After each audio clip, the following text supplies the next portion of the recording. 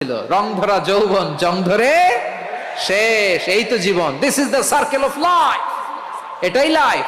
এই যে পাকতেছে এইখানে, এইখানে পাকতেছে, দিস ইজ লাইফ। তো মানুষ বুড়ো হতে চায় না। এখন দেখবেন যে অনেক শ্যাম্পু বেরোইছে, শ্যাম্পু অ্যান্টি এজিং শ্যাম্পু। কি এজিং? Anti ageing. ক্রিম বের হয়েছে, ক্রিম অ্যান্টি এজিং ক্রিম।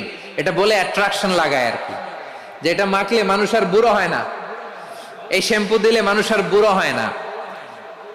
ভারতের একজন ধনকুবের আছে, নাম শুনেছেন না? মুকেশ আম্বানি।